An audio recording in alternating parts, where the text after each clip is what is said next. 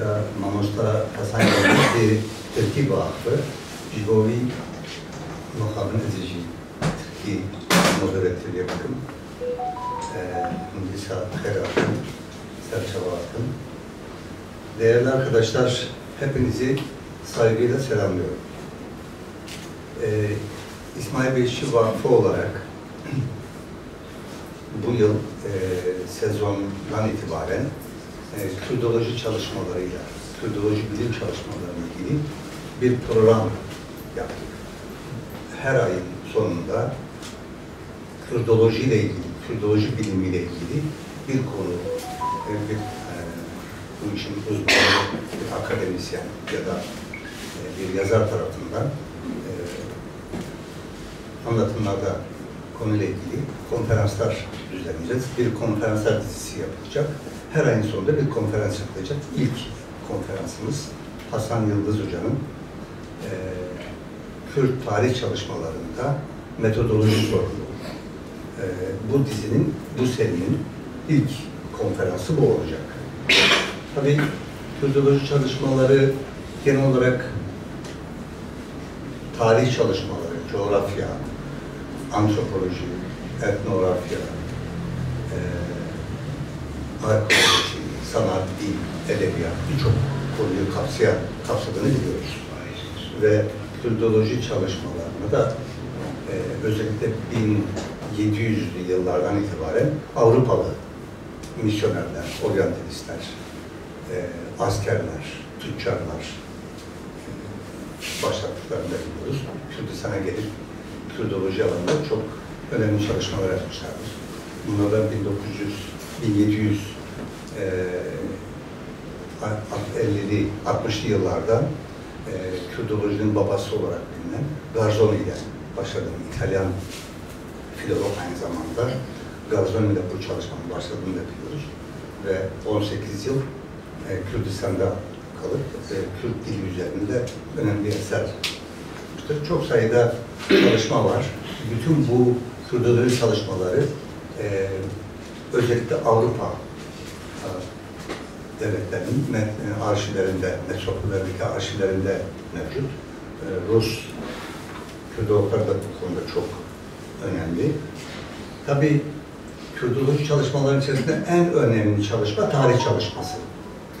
Tarih çalışmasını da oluşturan esas temel unsur arşiv. Kürtler bir statüsü olmadığı için, ülkesi tarihsel süreç içerisinde bölündüğü, parçalandığı ve paylaşıldığı için maalesef bir devleti olmadığı için milli bir arşivi yoktur. Ve Kürdistan'ı bölen, parçalayan ve paylaşan güçler, gerek bölge devletleri, gerek emperyal güçler yaptıkları bütün bu araştırmaları, yüzü aşkın Kürdolog var, oryantalist var, misyoner var. Bunlar bütün çalışmalarını Avrupa metropollerinde, özellikle İngiliz, Fransız, Rus ve benzeri gibi arşivlerde merkezileştirmişler. Ve bu arşivlerin içerisinde en önemlileri bölge devletleri içerisinde Osmanlı Arşivi, Türkiye Cumhuriyeti Arşivi, İran Arşivi çok önemli. Tabii Arap Arşivi de bunları içerisinde. Arşiv çalışmaları tarih bilincinin oluşumu açısından çok önemli. Ulus bilincinin de tarih bilinciyle oluştuğunu biliyoruz. Yani eğer sizin tarih bilinciniz yoksa ulus bilinciniz de oluşmaz, ulus bilinciniz de olmaz. Bu nedenle bu arşivlerin önemi çok büyük. Böyle olunca da bir arşivi olmayınca bugüne kadar Kürtlerin tarihini ne yazık ki Kürtlerin hasım güçleri tarafından, Kürtlerin düşmanları tarafından yazılmış ve kendilerine göre yazmışlar. Yani kendi çıkarları doğrultusunda bizim tarihimizi onlar yazmış. Ama son yıllarda şunu görüyoruz, artık Hasan Yıldız gibi birçok hocamız, akademisyenimiz Avrupa arşivlerini karıştırıyorlar. Rus arşivlerini karıştırıyorlar. Bu çok önemli bir çalışma. Yani şöyle çok uzatmadan hemen özetleyeyim ve sözü Hasan Hocam'a bırakacağım. ulus aklı ve devlet aklı tarih bilinci ve akademiyle oluşur. Yani ulus bilinci tarih bilinciyle oluşur. Devlet aklı da akademiyle oluşur. Eğer sizin bu konuya ilişkiniz, akademiniz yoksa devlet aklınız oluşmaz. Çünkü kendine göre resmi tarih oluşturan güçler sizin tarihinizi kendi çıkarları doğrultusunda yazar ve sizde ulus bilinci oluşmaz. Bilinç çarpıtması yaratarak sizin ulusal duygunuzu, milli bilincinizin gelişmesinin önünde set oluştururlar. Bu anlamda tarih bilinci çok önemli. Sözü vermeden önce Hasan Hoca'yı anlatmak istiyorum. Hasan Yıldız İstanbul Üniversitesi Edebiyat Fakültesi Felsefe bölümünü 1977'de bitirir. Pamukova Lisesi ve Ağrı Eğitim Enstitüsü'nde felsefe öğretmenliği yapar. Yüksek lisansını Sorbonne Üniversitesi'nde yapar ve daha sonra Fransız Dışişleri Bakanlığı gizli arşivlerine girer ve çok önemli eserler ortaya çıkarır. Özellikle Türkiye, Kürdistan ve Mezopotamya ile ilgili çok önemli eserler ortaya çıkarır. Bunlar Aşiretten Ulusallığa Doğru Kürtler 1989-91, Sınırsız Bir Ülke Kürdistan 1992, Fransız belgelerinde Sevr, Lozan, Musul üçgeninde Kürdistan 90, 91, 92 ve 2005 yılları. 20. yüzyıl başlarında Kürt siyasası ve modernizm 1996-2006, Yaşayan Her Dil Bir Halktır 1998, Muhatapsız Savaş, Muhatapsız Barış ve Jeopolitik Yapılar Açısından AB, Türkiye ve Kürtler başlıklı kitap çalışmaları vardır. Ben çok fazla uzatmadan sözü hocama bırakayım. Buyurun. Sayın Teşekkür ederim. Burada bulunduğunuz için sayın hocalarımıza da sizlere de tekrar teşekkür ediyorum. Ayrıca bu söyleşiye ev sahipliği yapan İsmail Beşikçi Vakfı'na da ayrıca teşekkürlerimi bildirmek istedim.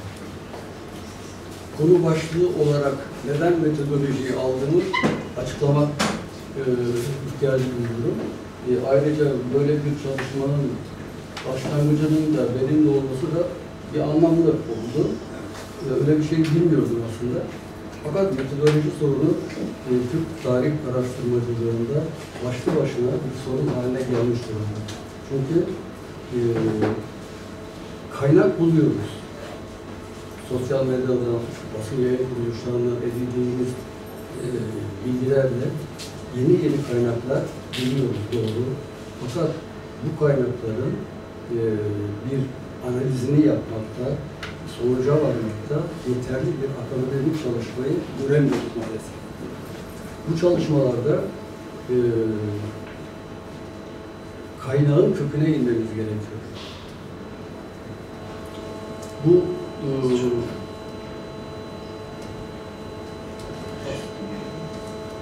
Kapat tekrar aç.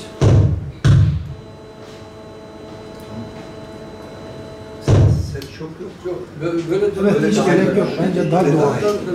Şimdi düzeldi. Evet, şu an daha güzel oldu. Ben onu diyecektim. En arkadakilerin sormalı ses nasıl? Yok, iyi. Kontrolden sonra. Çünkü yani belgeler bizim için, tarihçiler için, sosyologlar için, etnologlar, arkeologlar, hatta felsefeciler için belgeler bir tanıktır. O tanığı bizim konuşturmamız gerekiyor. Siyaset bilimci, diplomat Edward Carr'ın dediği gibi belgeler bir tanıktır. Ama bu belgeleri konuşturabilmek için doğru sorularla o belgenin içeriğini aşmamız gerekiyor. O zaman karşımıza soru şu çıkıyor. Doğru soru nedir? Doğru soru o belgenin olduğu tarihsel döneme ilişkin jeopolitik ilişkileri, devletler arası ilişkileri, sosyoekonomik ilişkileri ve coğrafik tanımlamaları bilmemiz gerekiyor. Bu tanımlamalardan hareket ederek eğer belgeleri analiz edeceksek, sonuca varacaksak ancak bu yöntemlerle doğru bir açılım yapabiliriz. Aksi takdirde belgenin çıplak haliyle baktığımız zaman, çıplak haliyle bir şey ifade ettiğimiz zaman doğru sonuçlar ortaya çıkmayacak. Dolayısıyla ne bugünü anlayabileceğiz ne de geleceği inşa edebileceğiz.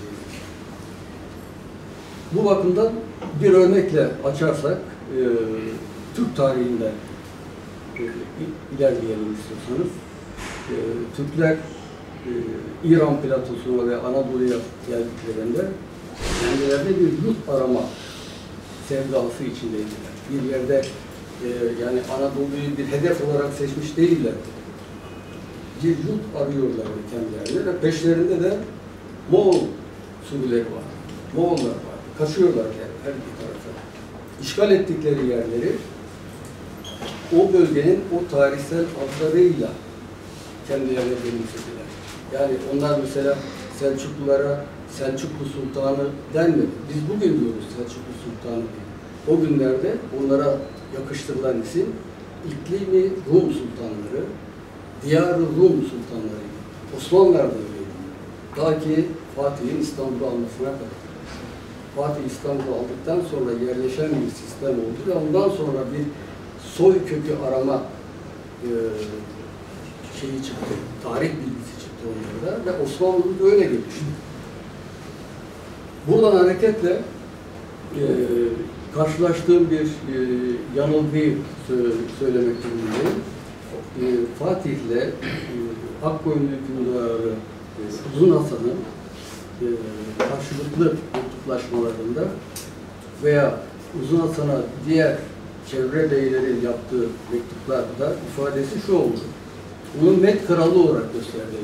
Akkoyunlu kralı değil, Med kralı olarak gösterdiler. Çünkü Akkoyunlular yukarı Med dediğimiz, yukarı Medya dediğimiz Daylan bölgesini de içine alan, Kafkasya'ya kadar uzanan sınırda egemenlik alanı kurmuştu ve 15 ve 16. yüzyıla kadar Med toprakları öyle anılıyor. Dolayısıyla Uzun Hasan'a da Med kralı olarak mektuplar getirildi. Şimdi bu bizim elimizde bir veri. Bu veriden hareket eden bazı arkadaşlar işte Med kralı diye Uzun Hasan'ı Kürt kralı olarak ilan etmeye kalktılar. Büyük bir yanılgı, büyük bir hata. Buradan bir tarih sonucu çıkmaz. O nedenle o tarihteki sosyal ilişkileri, coğrafik tanımlamaları, sosyoekonomik ilişkileri bilmemiz bu nedenle çok önemli. Diğer bir metodolojideki yanlış yaklaşımımız da tarihteki bildiğimiz Kürt şahsiyetleri üzerinden bir tarih üretme yanlışımız var. Örneğin Eyyubi, Selahaddin Eyyubi. Evet, Selahaddin Eyyubi'nin Kürt olduğu konusunda hiçbir şüphe yok. Yani Türk tarihi bunu asimile etmeye çalışıyordu ama Arap kaynakları ya da Batılı kaynaklar Eyyubi'nin bir Kürt olduğunu, Hakkari'den geldiğini falan yüzyıllardır söylüyorlar. Ancak Selahaddin Eyyubi devleti kurduğu zaman devletin asıl kaynağını Memlüklerden ve Arap ordularından ve bir kısım Kürt aşiretlerinden oluşturdu. Merkezini de önce Kahire, sonra Şam'a almak durumunda kaldı. Ölümünden sonra oğulları arasında paylaşıldı bu devlet ve Kürt sosyolojisine herhangi bir katkısı olmadı maalesef bu devlet. Örneğin yapabilirlerdi. Geldiği bölge olarak Yukarı Med bölgesi onun ailevi kökeniydi. İsteseydi oraya da bir merkez kurabilirdi. Oradan da Aşiretler Konfederasyonu halinde bir yapı oluşturup kendisine bağlayabilirdi. Ama öyle bir kaygısı olmadı onun. Sadece İslami duygularla o Haçlılara karşı seferberliği ve çok kısa bir devlet yapısıyla dağılıp gittiler. Diğeri Ebu Müslim Horasani diyoruz, Kürt şahsiyetlerinden. Onun da Kürt sosyolojisine bir katkısı olmadı. İdris-i Bitlisi'yi bir düzeltme var bazı arkadaşlar tarafından. Kürt olduğu için ve Yavuz'la Osmanlılar arasında diyalog kurduğu için. Ancak İdris-i Bitlisi Kürt coğrafyasını Yavuz'a sunan, hizmetine sunan bir yapı gösterdi. Evet, çok bilgili birisiydi, doğru. Fakat Şerefname'den şunu öğreniyoruz ki Yavuz henüz Kürtleri tanımadığı için şöyle söylüyor. Git diyor, Kürt beylerine bir temsilci seçsinler, onu bana getir, ben onunla görüşeceğim. Bitlis diyor, aman efendim siz ne yapıyorsunuz?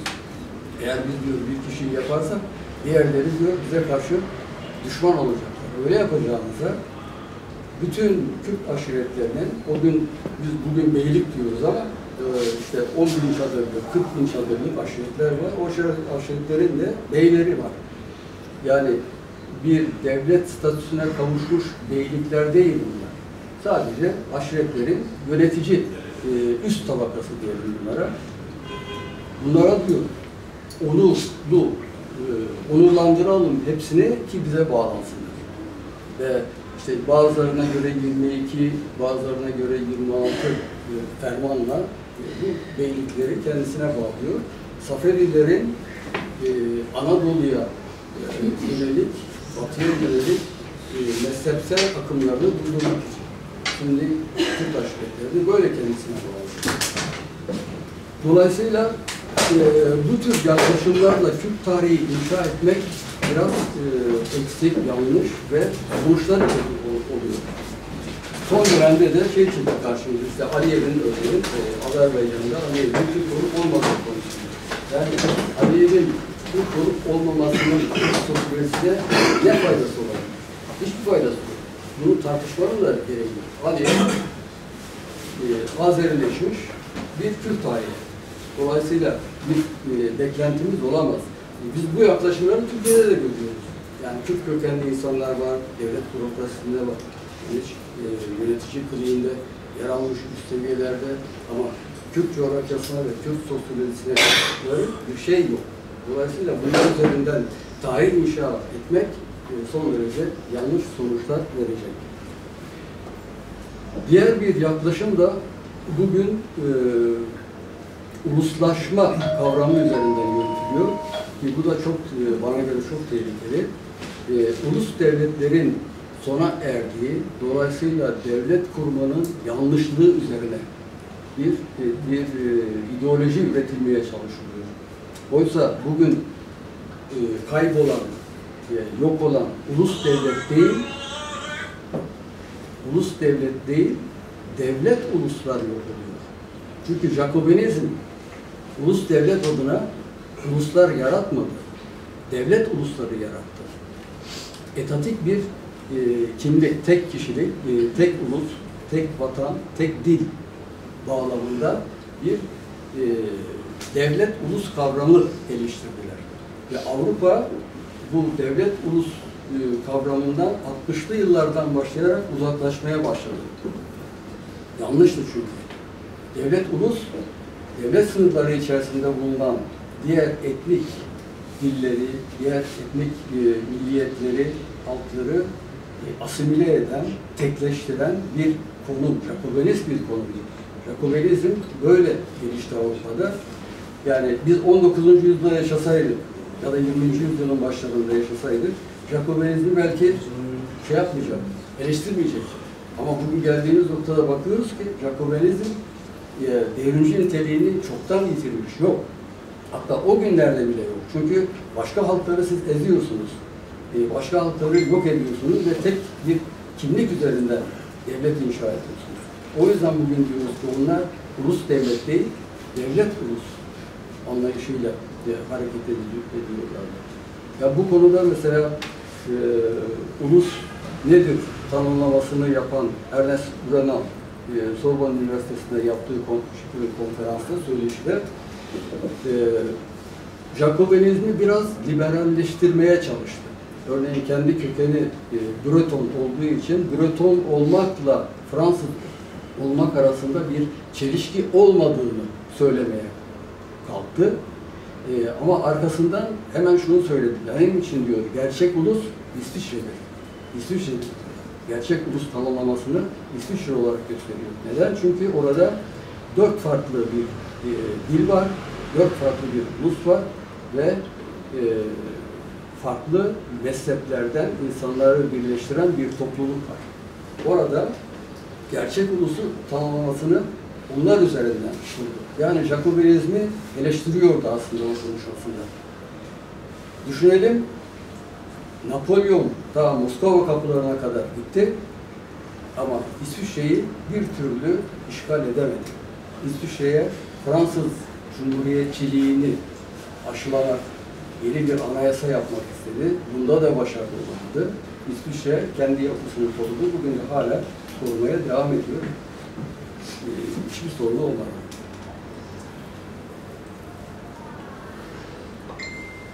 Jacobinizmi biz böyle eleştirirken Kemalizmi ve İttihat Terakki'yi ister istemez ele almak zorundayız.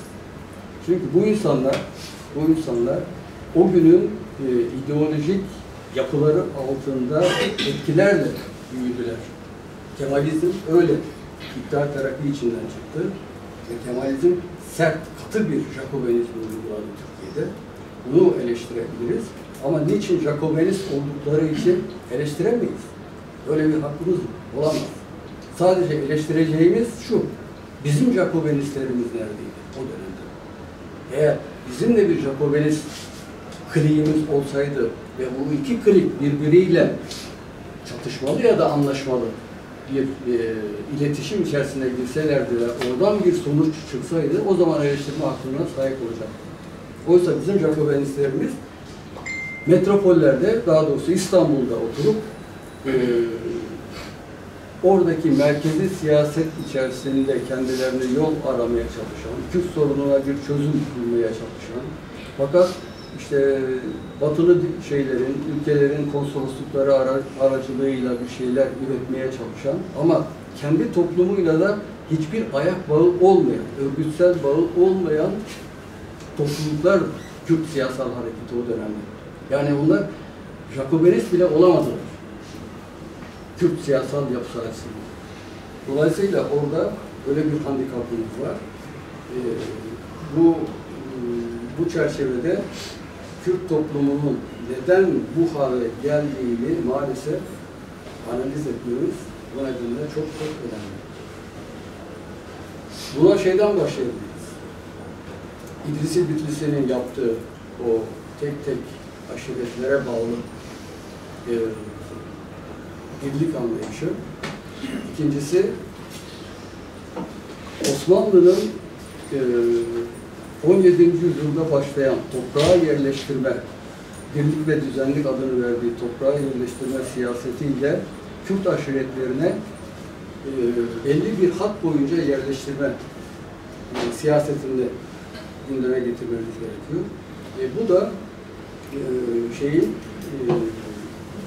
Arap göçünün, güneydeki Arap göçünün, kuzeye doğru olan Arap göçünün engellenmesi için belli bir hat üzerinde Kürt aşiretlerinin ve Türkmen aşiretlerinin konumlandırılması.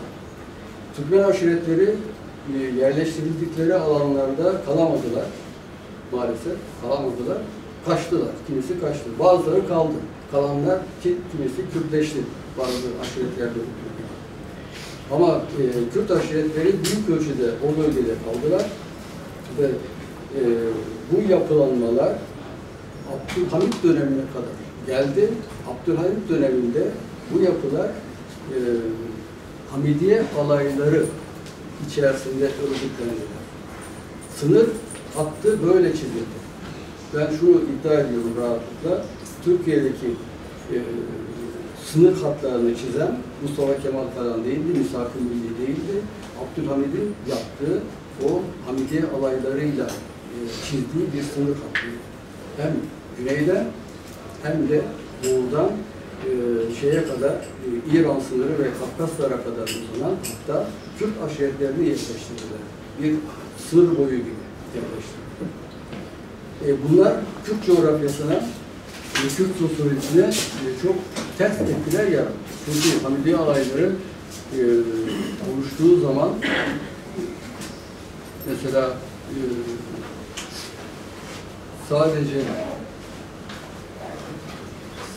sadece tehlikeli olarak görülen Hristiyan unsurlara, işte Ermeni, Süryani, Seldani ya da Nasturi unsurlara karşı bir önlem olarak değil, aynı zamanda Kürtler arasında da büyük çatışmalar yarattılar. Kürt köylerini de yağmaladılar. Köylülerin ellerindeki malları da bunlar yağmaladılar ve Osmanlı paşalarıyla bunlar paylaştılar bu şeyi. Örneğin Kör Hüseyin Paşa, o Haydar'ın aşireti, Ağrı'daki, o Suriye bölgesindeki aşiretleri kontrol eden Kör Hüseyin Paşa yaptığı bütün yolsuzlukları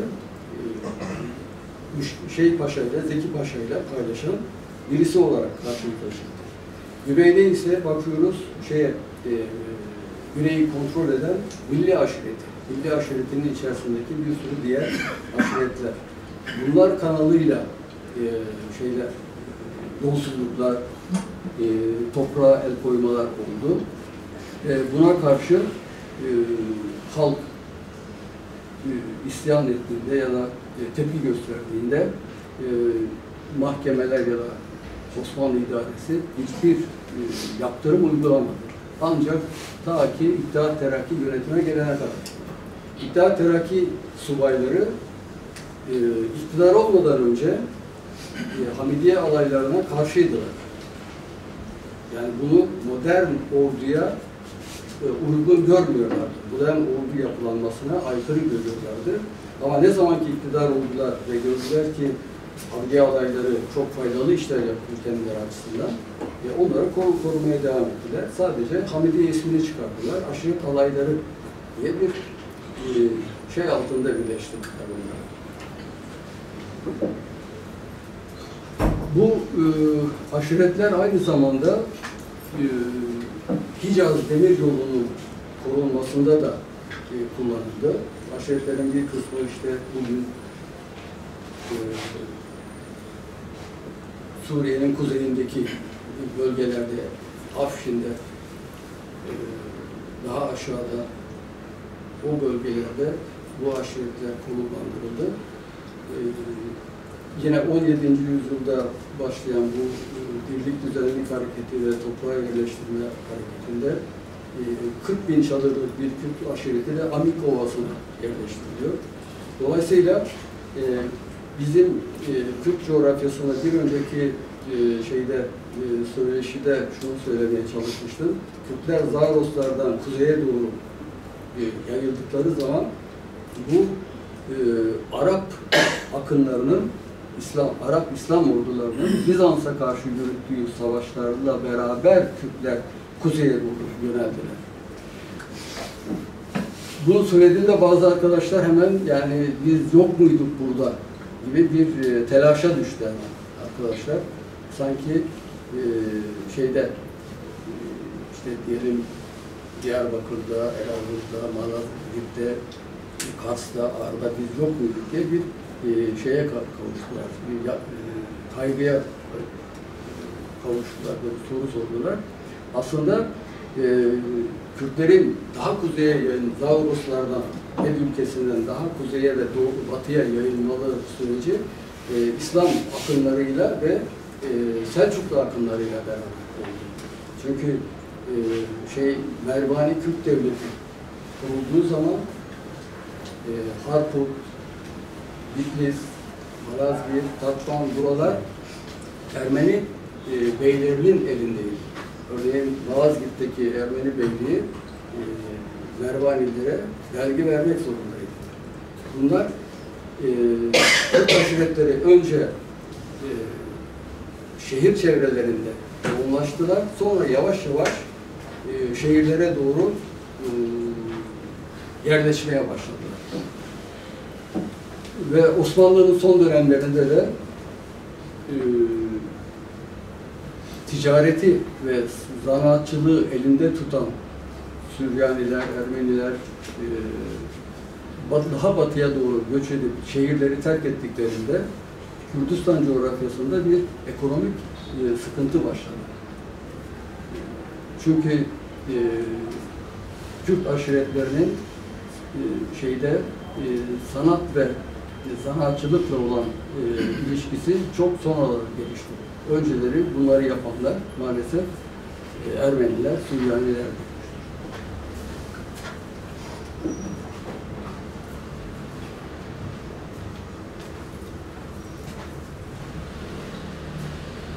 Diğer bir sorun hala günümüzde bizi uğraştıran lehçe ve zada sorunu. Biz Kürt siyasal hareketleri olarak Kürt dilinin lehçeleriyle ilgili doğru tanımlamalar yapmadığımız takdirde maalesef ayrımcı ve itici oluyoruz. Dillerin kendilerine ait lehçeleri olduğunu biliyoruz. Bu lehçelerin bir halk gerçekliği olduğunu biliyoruz. Dolayısıyla bu lehçelerin de günün birinde uluslaşma süreçlerinin olduğunu pekala biliyoruz. Yani illaki bir Kürt dili mantığıyla Zazaca'yı entegre etmek, asimile etmek gibi bir kaygı doğal değildir, yapmacaktır. Diğer uluslara, halklara karşı bir iticiliktir. Orada da o zaman biz tek dil ve tek ulus eleştirdiğimiz tek dil ve tek ulus kavramını bulmuş oluyoruz. Yani çağı bitmiş Yakubinizmi yaşatmaya çalışıyoruz. Oysa bu dilleri kendi halinde bırakmamız gerekiyor. Dili standartize etme adı altında kelimeler arasında oyun oynayıp işte hakim olan Kurmançaya eklemek çok tehlikeli ve bu nedenle aslında hiç olmaması gereken bir Zaza sorununu bugün yaşıyoruz. Bu konuda dikkat etmem gereken bir şey de mesela 16-17. yüzyılda Ali Termülki ya da Ahmed-i Khani Kürtçe üzerine derken şiirlerinde kurmanç kelimesini kullanıyor. Yani inci gibi olan kurmanç dili diye tanımlama yapıyor. Ali Termülki de öyle, Kürtçe demiyor. Ama arkadaşlar çevirirken o şeyleri, dizileri Kürtçe olarak telaffuz ediyorlar. Burada da bir yanlışlık var. Bunu neden söylemek gerektiğini duyuyoruz? Lehçeler konusunda. Onlar bile o dönemde lehçelerin önemini, lehçelerin tarihsel sürecini kavrayan insanlar. Dolayısıyla Zazaca konusunda doğru bir tanımlama yapmak, onların hak gerçekliğini savunmak ve bu gerçeklik içerisinde tarihsel olarak aynı tarihsel dönemi yaşayan, aynı kaygılarda, aynı tarihsel baskılara uygulayan halklar olarak ayrılmalarının hiçbir gereği olmadığını zaten çıkarıyoruz oradan. Sadece yapacağımız o halk gerçekliğini onlara iade etmek. Böylece gereksiz ayrışmalar da ortadan kalkacaktır. Diğer bir metodolojideki eksikliği Alevilik ve Aleviliğin İslam içindeki geri konusunda gördüğünü belirtmek isterim. Bu konuda da Hemgin arkadaşın bir çalışması var. Fakat bu çalışmada gördüğüm kadarıyla Aleviliği Zerdüş ve Mazdek diline bağlarken asıl kökü göremiyor. Sadece yarım sayfalık bir şey ayırmış ona. Aslında Aleviliği anlayabilmemiz için Mazdek dini değil, Mani dinini, Maniheizmi öğrenmemiz, araştırmamız gerekiyor. Çünkü Mani'nin yaptığı din, evet, Zerdüş kökenlidir. Fakat içindeki tasavvufi bilgiler, felsefi değerler ve ruhani birikim, teolojik birikim şeyi aşan, Zerdüştlüğü çok daha aşan bir kapsamdadır. İçinde çünkü Yunan felsefesi de var. Şeyde, Mani dilinde, Maniheizm'de. Orada mesela biz Bektaşilikte gördüğümüz eline, beline, diline sahip olma anlayışı aynı Mani dilinde var. Mani eğer bu dini geliştirirken Hristiyanlığa karşı geliştirdi. Hristiyanlığa karşı Zerdüştlüğü kurtarma kaygısıyla bu dini geliştirdi. Ve yoksul halk kesimleri tarafından büyük bir rağbet gördü. Ancak devlet karşıtı ve vergi karşıtı olduğu için devletler tarafından tutulmadı. Devlet aygıtları tarafından. Bir tek Şahbur, 1. Şahbur zamanında birkaç 10 yıllık bir resmi şeyi vardı. Bir de Uygurlar bu dini kabul etti. 100 yıl kadar da o zaman yaşadı bu din. Ve bu dinin Mavera-ün-Nehir ve Horasan medrese eğitimindeki kökleri incelenmektedir ki biz Aleviliğin nereye dayandığını ya da İslam içindeki yerini doğru tanımlayabilmemiz için. Çünkü Mani dininin yaşam şartı ortadan kalktığı için Manici dervişler önce Hristiyanlık içinde kendilerini tanımlamaya çalıştılar. Gerçek Hristiyanlar biziz dediler. Çünkü İsa'yı Tanrı'nın oğlu değil, bir birey olarak görüyorlardı. Anasını da Tanrı'nın anası olamayacağını, yani dualist bir yaklaşımla olaya bakıyorlardı ve mantıki sonuçlar çıkarıyorlardı. Kendilerini Hristiyanlık içerisinde konumlandırdılar.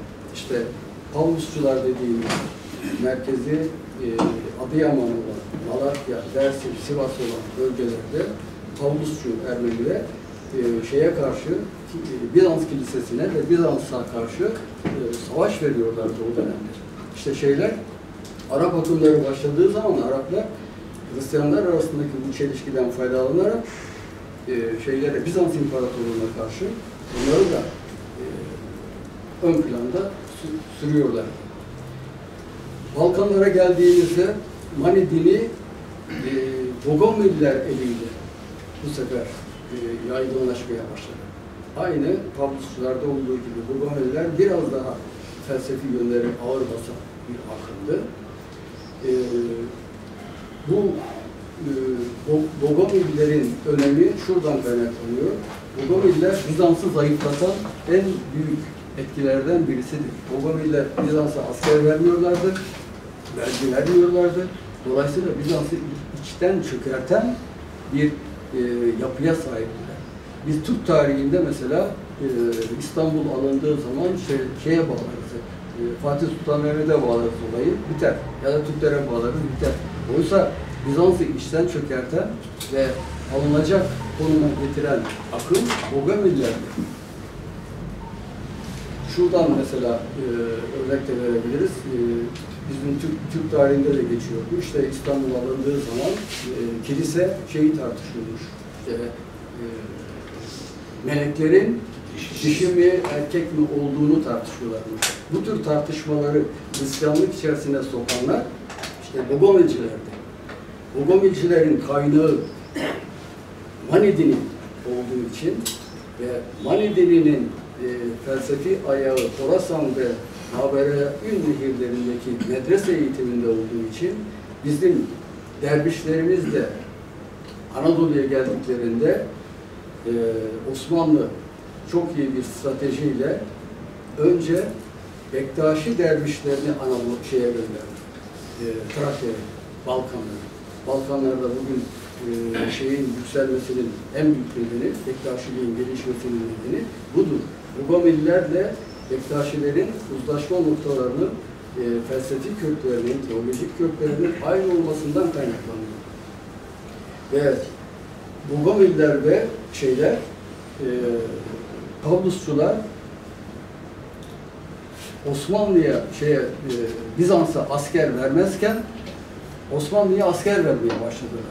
Bunu yapan da Bektaşi dervişleri oldu.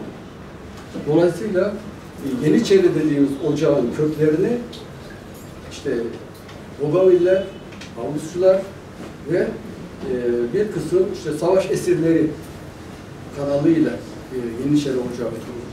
Yoksa Yeniçeri Ocağı sadece işte savaşıp da işte ele geçirilen ya da kaçırılan Hristiyan çocukları kanalıyla olmadı. Asıl kökünü kuran Bektaşi dervişleri eliyle elde ettiği Bogaviller ve Pavlusçular. Onların çocuklarıydı. Onlar gönüllü olarak veriyorlardı bunları. Biz bunları Türk tarihinde bulamayız. Ama Batı tarihinde bunlar hepsi yazılıyor. Bogavillerin Bizans'ı nasıl çökerttiğini rahatlıkla bulabiliyoruz. Yani Fatih aslında çökmüş olan bir devleti ele geçirmiş. Çok ama bir imparatorluk mirası olduğu için tarihsel bir anlamı var elbette. Evet. Şeylere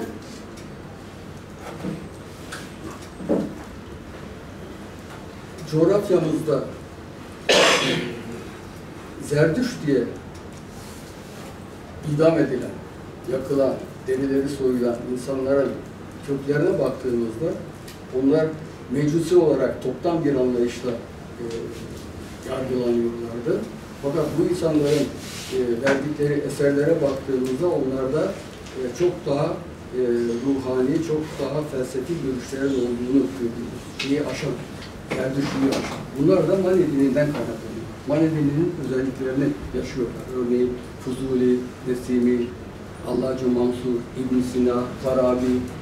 Bunlar ulvi değerleri ve yaklaşımlarıyla şey değil, Zerdüştlüğün devamı değil, Mani değerlerini taşıdıklarını çok iyi görebiliyoruz. Fakat Mani'nin yaşamamasının nedeni, Maniciliğin yaşamamasının nedeni barışçıl bir din olması, doğaya karşı hassas bir din olması ve sultanlar için kabul edilemez bir din olması. Çünkü askere karşı, vergiye karşı. Dolayısıyla devlet yapılanmasının kabul edemeyeceği bir dindi bu din. Ancak halk kesimleri arasında çok yaygın oldu. Afrika'ya kadar bile yayıldı. Evet.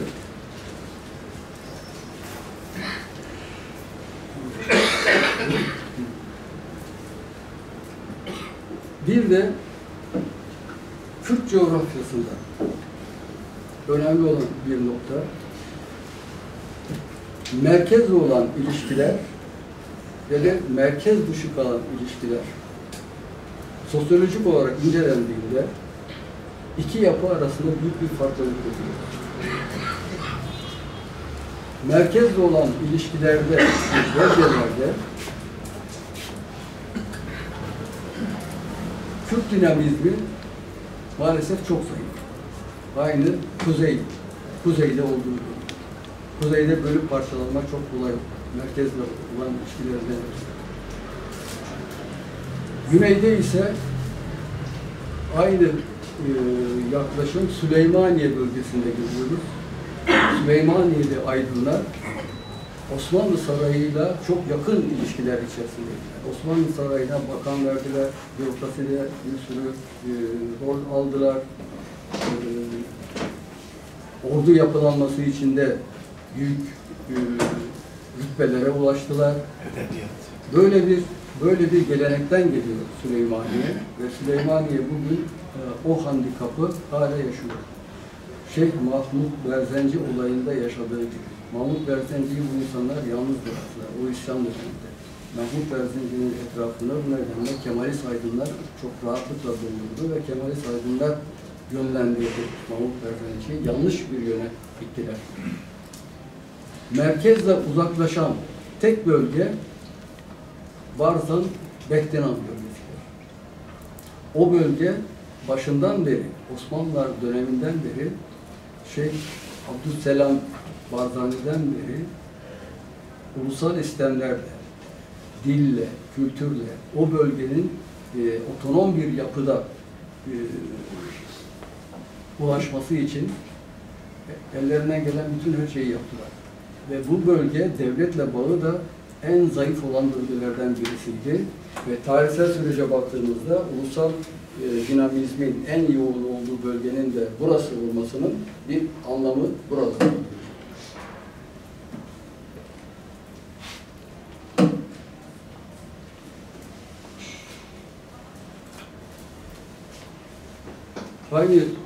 Aynı perspektifi şey üzerinden de Simco, bizim işte kahraman, bazı arkadaşlar tarafından işte kahraman olarak nitelenen Simco üzerinden de verebiliriz. Simco yaptıklarıyla maalesef Kürt sosyolojisine dağıtan bir yapı vermiştir. Simco, Şeyh Mahmut Berzenci ile olan görüşmesinde yeterli yardımı vermemiştir. Süleymaniye Aydınlar gibi. Çünkü raporlarda onun da kendisi bir Kürt kralı olmak isteği var olduğu söyleniyordu. Ve Simco Türkler tarafından da, Türk ordusu tarafından da desteklenen, Türk bayrağı altında savaşan Nasrulilere karşı büyük bir katliama ve girişen birisiydi. Bunun karşılığında Abdüsselam Barzani ise Nasrullilerle en yakın ilişkisi olan kişidir. Osmanlı ordusu onu aradığı zaman Abdüsselam Barzani'yi koruyan Nasrulliler olmuştur. Nasrulli bölgesi bu konuda Barzan ve Behtiman bölgesiyle beraber hareket etmiştir. Çok çarpıcı bir şey daha söyleyebiliriz. Abdüsselam Barzani arandığı zaman Şeyh Taha Osmanlı ordusunun öncülüğünde şeyi aradı. Abdüsselam Barzani'yi yakalanması için faaliyet gösteriyor. Diğer bir çarpıcı nokta, Abdüsselam Barzani Ruslardan yardım almak için Tiflis'e gittiğinde şeyle beraber, Simco'yla beraber Simco'yla Urmiye ayrımında, yol ayrımında ayrılıyorlar. Birkaç kilometre sonra sınır boyunda olan bir köyde bir imam onları davet ediyor. Orada gece yarısı imam adamlarıyla beraber Abdüsselam Barzani ile yakın korumalarını yakalayarak elleri kolları bağlı olarak Türk ordusunu teslim ediyor. Oradan bir kişi kurtuluyor. Onun ifadesiyle olay açığa çıkıyor tabii. Burada çarpıcı olan nokta bana şu geliyor. Yani o dönemde Simco'nun hakim olduğu bir bölgede bir imamın böyle bir şeye cesaret etmesine ben hayretle karşılıyorum. Çünkü o imam başına gelecekleri bilmeliydi o bölgede. Yani Abdüsselam Barzani biliyorsunuz ondan sonra Musul'da mahkemeye götürüldü ve Musul'da idam edildi. Bizim Kürt coğrafyasında böyle handikaplarımız var işte. Bu handikapları bilince çıkarıp bir yoğunlaşma yaparsak, bilince çıkarıp bir siyasal analiz yapmaya gidersek, o zaman doğru bir tarih tanımlamasını da yapmış olacağız. Neden Türk aşiretleri toprağa yerleştirme sürecinde belli bir statüye kavuştular da Kürt aşiretleri örneğin ta 60'lı yılların sonlarında bile göçebe halinde yaşıyorlar. Neden? Bütün bunlar işte bizim incelememiz gereken, metodolojiyi doğru olarak doğru kullanıp yerine tutmamız gereken ve siyasal hareketlerin de bu verilerle kendi programlarını çizmeleri gereken bir yapı karşımıza çıkıyor. Dinlediğiniz için teşekkür ederim.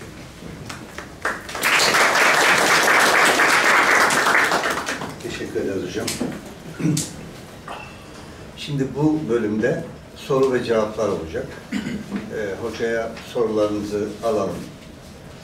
Tabii bizim de sorularımız olacak. Ben tek tek alalım, yazalım, sonra yapsak mı? Böyle Arabilecek miyiz? Olabilecek miyiz? Gerek var mı? Yoruldunuz mu? Dağıldı devam edin. Gerek var mı? Bence de. Buyurun. Buyurun. Şimdi manizm dediğiniz de çok hani toplumcu, yumuşak din dediniz de tutunamadı dediniz. Aslında daha çok tutulması gerekir. Krallar her zaman ezmeye çalışıyor ama asıl halk topluluklarına yerlenmişini ezemiyorlar. Örneğin Budizm'le ne ilişkisi olabilir? Budizm yaşıyor her yerde. Bütün Asya'ya gidip Tayland'da tuttuğumuz her yerde Budizm. Orada da bir 90'lık var tabii de. Bayanlar öne çıkmıyor. Müslümanlıkta da öyle hep geride. Orada da hep sevecen, yani bir tarafına vur, oraya dönüyor filan. Son derece bir elokta bir ırka yaşıyorlar, yerde yatıyorlar keşişleri. Herkes doktorlar ve çok yaygın. Bunlar bir ilişki olmuş olabilir mi manizmle? Merak ettim yani. Manizmin, evet, teşekkür ederim. Mani teorisinde Buda'nın da etkisi var. Budizmin de etkisi var. Ama asıl etki, çekti yani. tabii, asıl etki ama Yunan felsefesinden geliyor. O da şuradan kaynaklanıyor. Büyük İskender Asya seferine çıktığı zaman Zerdüştlüğü çok kötü bir din olarak görüyor ve Zerdüş şeylerini, mabetlerini yakıyor. Onların dini şefleri olan majları öldürüyor ve Avesta'yı, bulabildiği Avesta'yı da yakıyor. İmha etmeye çalışıyor. Yunan kültürünü Doğu coğrafyasına getirmek için 30.000 genci Makedonya'ya götürüyor. Yunan kültürünü öğretmek için. Ve bu 30.000 gencin kaç tanesinin döndüğünü bilmiyoruz ama yarısı bile dönmüş olsa o coğrafyada Yunan edebiyatını, Yunan felsefesini Doğru. tabii orada İran öğrettiği yaydıkları açığa çıkıyor.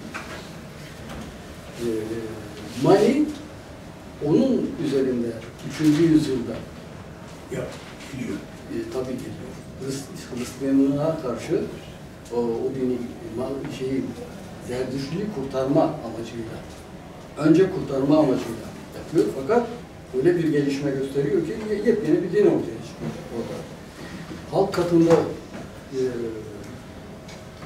kabul görüyor fakat bir dinin yaygınlaşması için bir otorite de gerekiyor. Onlarda otorite şeyi yok. Manizm. Tabii, Budizm'de bir otorite. Budizm'de var mı? Budizm'de var tabii. Budizm'de şefler onun şeyleri devam ediyorlar. İran'da hakim olan Persler ya da Sasaniler şeyi kabul etmiyor. Öyle bir dini kabul etmiyor. Çünkü otoritelerine, dini otoritelerine aykırı. Zerdüş din adamları da Mani'yi kabul etmiyor. Çünkü ellerinden şey gidiyor, otorite gidiyor.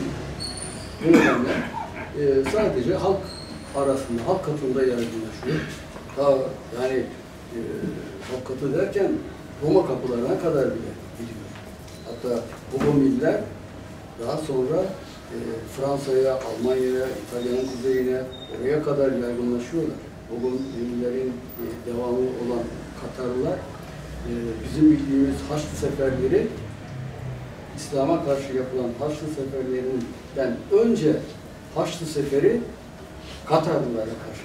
Yani Bogomillerin devamı olan Mani dinini devam ettiren Katarlılar, Fransa'daki Katarlılara karşı yapılıyor. İlk Engizisyon mahkemeleri bunlara karşı yapılıyor. Yani onları Hristiyanlık içinde görmüyorlar. Hristiyanlığın kafirleri olarak görüyorlar. Bir zamanlar bizim işte İslam'da işte Alevilerin kafir olduğu bu şekildeki yorumlara geldi. Aynı yorumlar. Değişen bir şey yok. Uygurlar, Uygur Krallığı sadece bir 100 yıl kadar yaşatıyor. Yani Mani dinini yaşatan ve devam etmesini sağlayan Mavere-i Nehir'de ve Horasan'daki medrese kültüründe bu dinin versiyonlarını, söylemlerini devam ettirenler işte o kesim oldu. O nedenle Türk dervişleri ön planda. Kürt dervişleri de vardı, Arap dervişleri de vardı. Bunlara katılan diğer bir akım ise şeyden kaçan, Arap Yarımadası'ndan kaçan Ali yanlıları, Hüseyin yanlıları. Onlarla beraber zaten bu buluşma oldu. Çünkü Ali yanlılar oraya gittiği zaman onlara Aleviyeciler deniyordu. Osmanlılar nasıl deniyorsa Osman yanlılarına, onlara da Aleviyeciler dendi. Onlar da Horasan kültürü içinde yetiştiler. Yani mesela Anadolu'ya gelen bir takım dervişler, seyitler falan derler ya, biz kökenimiz Ahmet Hüseyin soyudur, bilmem ne soyudur diye. O zaman siz Arapsınız diyeyim. Biz İşte oradaki yakınlık. geçik. Ama orada bir gerçeklik var. Oradaki gerçeklik ne? Horasan'a, Maverinli'ye ve Daylam ve Tabaristan'a giden Aleviyeciler şey kökenliydi. Hüseyin kökenli, Ali kökenli insanlar, Ali yanlılarıydı bunlar. Oradan kaynaklanan bir yakınlık. Ama ötürü olarak Arap'tı. Arap tabii. Arap ama kaynaşmışlar. Yani birkaç jenerasyon sonralı oluyorsunuz. Oradaki yaşayan toplumun ferdi oluyorsunuz. Dolayısıyla öyle bir Asimilasyon. Asimilasyon. Entegre olma, entegrasyon daha Müsaade. Entegrasyon diyemeyiz. Çünkü entegrasyonda kendilerini göstermeleri gerekir. Farklılığını göstermeleri gerekir. Kimliğini gösterecek. Tabii, asimile oluyor. Yani ilk dönem belki Ama entegrasyon diyebiliriz. Evet. Bir jenerasyon, iki jenerasyon. Doğru. Ya ondan sonra asimilasyon kaçınılmaz olarak. Bir de şey, Var mı başka sorunuz? bir de Soru soralım sadece. Alevilikle ilişkisi, İsevilik, onun ilişkisi diyoruz Alevilikle. Yani mani etkilemiştir diyorsunuz, Alevilik. Sonra bu Orta Asya'dan gelen İsevilik. Tabii. Onlar da aynı ekolden geldiler. Ekol, Horasan ekol. Horasan ekol. Bunlar hepsi Yesevilik, Mevlevilik, Nakşibendilik. Bunlar hepsi Horasan kökenli aslında. İlginç bir şey. Dolayısıyla Demek bir karışım. Soru sorarak şey yapalım. Sarfe, sizin var mı sorunuz? Tabii var. Siz en son olarak Ali taraftarları ve Aleviyeciler. Ali kökeninden gelenler ile Ali taraftarları söylediniz. Taraftar olmak ayrı bir olay, Ali'nin kökünden yani Arap kökenli olmak ayrı bir olay. Yani Mezopotamya'da da Ali taraftarları var. Siz ondan neyi kastettiniz acaba? Genel olarak Arap toplumu. Tabii Arap toplumunda gelen o ayrışım. Yani Ali yanlıları kim olabilir? Arap toplumunun içinden gelen bir akım bunlar. Anlaşıldı. İkinci bir soru. Siz demin Ermenilerden bahsettiniz. Kürtlerin 7. ortalama 7. yüzyılda 1200-1300'lerde istilalarla birlikte Kürdistan'a geldiklerini söylediniz. Yani buna bir açıklık getirseniz iyi olur. Şimdi anlaşılan budur. Kürtler Kuzey Kürdistan kökenli değildir.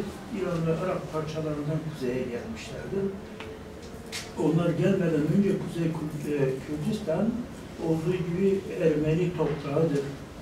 Şeyi anlaşılıyor. 7. yüzyıla kadar. Ama bu yanlıştır.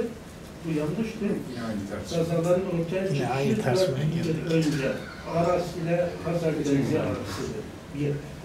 İkincisi Ermenilerin Batı Trakya'dan bugünkü Ermenistan topraklarına gelmesi milattan önce 500 yıl önce. Bu toplumun o bölgeye gelmesinden önce burada insanlar yok muydu yani? Aynı ne toplumlar? Yani şimdi bir sürü arkadaş sizin gibi böyle anlatıyor, böyle kesik kesik anlatılınca tarih bilgisi olmayan insanlar Onu öyle algılıyor. Sanki Ermeniler orada vardı, hiç Kürt mürk yoktu. Sonra Kürtler geldi, Ermenilerin köylerine yerleşti. Algısı oluyor. Bu çok yanlış.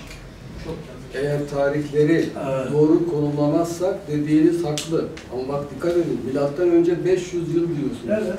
Ben diyorum ki 7. yüzyıl. 7. yüzyılda başladı. Çünkü Bizans'ın sınırları Sorun içerisinde hayır, milattan önce 5. yüzyıl diyoruz. O tarihten önce Kuzey Kürtistan'da kimse yok muydu? var, Asımlar var, Hititler var, Urartular var. Evet, Yani onlar. Kürtler hiç mi yok? Kürtler, Bunlar da Kürt'tür Kürtler zaten. Medne diye bir Ben ülke. Kürtler zaten. Tarihçiler diyor bizim 10.000 yıllık tarihimiz var. Hayır, hayır. Romanyalar şöyle burada. Evet, karşılıklı şöyle- konuşmayalım. Evet. Hocam tamam. Buyurun. Buyurun.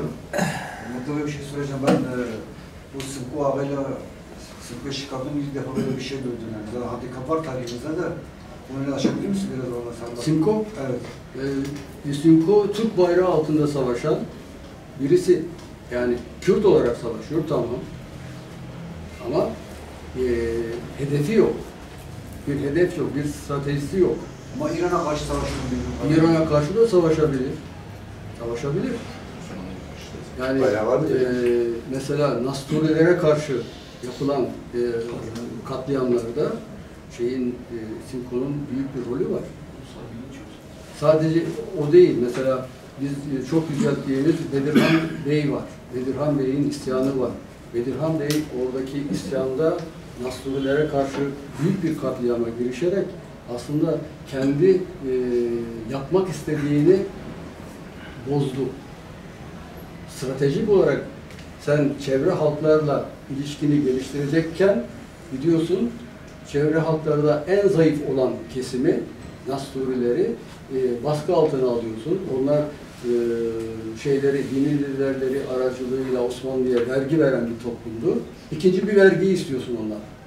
Hem Osmanlı'ya verecek vergi hem sana verecek. Dolayısıyla oradan bir tepki geldi. O tepkiye karşı da kanlı bir mücadele oldu orada. Yani çok yanlış, çok stratejik olarak affedilemeyecek bir şey. Nasturiler oysa Hristiyan dünyasında atılan, yani dışlanan bir toplum. Hristiyanlığın ta 4. yüzyılda beri, 5. yüzyıldan beri dışladığı, kafir dediği bir akım Nasturilik. Buna rağmen Bedirhan Bey ona karşı savaşınca onlar Hristiyan olmaya başladılar. Yani batılı güçler onları savunmaya başladı. Oysa Batı Kilisesi, Katolik Kilisesi onları aforoz etmişti. Yani onları yanımıza çekmemiz gerekirken uç noktalara, karşı güçlere teslim ettik. Ama aynı hatayı yapmadı mesela. Abdüsselam Barzani yapmadı. Hocam, bu taraftan var mı? diye bir şey söyleyebilir Buyurun. miyim? Hocam diyabetik olarak doğru şimdi eczanilik eski olarak ilk eczanilik, ezidilik, manicilik böyle birbirine devamlı geliyor. Diyabetik böyle geliyor. Ama eczanilik en eskisi. Bunlardan en eski eczaniliktir. Bütün bu çıkarlar eczanilik içinde çıkmıştır. Ezdanilik Zerdüştlüğün bir koludur. Hayır. Zerdüştlük eczaniliğin bir kolu. Valla bu tartışma. Ben bunu tartışmayacağım. Ben bunu tartışmayacağım. Ben de yani çünkü ben de okudum yani Kaynak şeyin çıkarttığı kitapta var Vallahi zaten bilmiyorum. eczanilik. Peki tartışmalı konuları bırakalım. Zerdüştlük çünkü 6000 yılından beri gelen bir olay. Hocam, hürmetler, biraz önceki o Senko Şikafi ile ilgili bir ek bilgi amaçlı Mesut Barzani'nin yazdığı Tarihe Bilmek kitabında zaten orada belge olsun eklerde vardır. Osmanlı arşivlerinde kalmış belge. Şikayetin Senko Ağa'dan geldi. Sesini duyuyoruz. Mesut Barzani tarihe yazdığı Tarihe Dair o kitabında bu Senko Şikafi'nin Şahsaran Barzani'nin tutukladığına dair bir belge var o kitapta. Var mı o kitap? Tamam. İkinci sorum da Bu ulus devlet dönemi bittiğiniz dediğiniz ilk güncel konulardan şimdi bize dayatılan bu ulus devlet dönemi bitti hastalığı nasıl aşacağız hocam? Maalesef tersine döndüreceğiz. Tersine döndü. Hastalık değil, Ulus devlet değil, devlet uluslar bitti. Bunu da öyle söyleyeceğiz. Evet. Ulus devletler değil. Ulus devlet olmadı zaten. Türkiye bir ulus devlet olamadı. Irak bir ulus devlet olamadı. Suriye olamadı. Yapmaya çalıştılar ama yapamadılar. Ama bir kısmı asimile olmadı mı? Oldu da. Bu göç hareketleriyle, işte demografik yapının bozulmasıyla bir kısım Kürt insanı asimile de oldu, entegre de oldu. Ama teorik olarak eğer ulus devletler yok oldu, bitti dersek orada bir yanılgı var. Devlet ulusun yok olduğu bittiğini söylememiz gerekiyor. Hayır. Hocam, az önce ağabeyin sorusuna ek olarak, şimdi Urartuların devamı olarak Kürtleri görmüyor muyuz? Yani normalde mesela aşağıda Mezler, yukarıda Urartular gibi şimdiki ya da daha sonraki o Kürt aşiret mantığıyla bakmak lazım, yoksa Urartular başka bir memleket, başka bir millet ne olarak var? Yani ben mesela bir Seraplı Kürt olarak Urartuları aslında Serap'taki Kürtlerin ataları olarak görüyorum. Yani Ve bir birleşmiş bağlamda da olan çok, evet, çok güzel. Bu konuda yeni bir şey var. Yani Urartu kayıtları daha yeni açığa çıkıyor. Ama Urartuların yani Kürtlerden ayrı olacağını söylemek birazcık yanlış bir terim olacak. Çünkü Van bölgesi zaten Hakkari ile Doğu Kürdistan'la iç içe olan bir bölge. Dolayısıyla Urartular dediğim zaman belki bir aşiretin bir konudur. Evet. Teşekkürler hocam. Teşekkür Sağ olun. Hocam. Teşekkür ederim Hasan Hocam'a ve vakfa.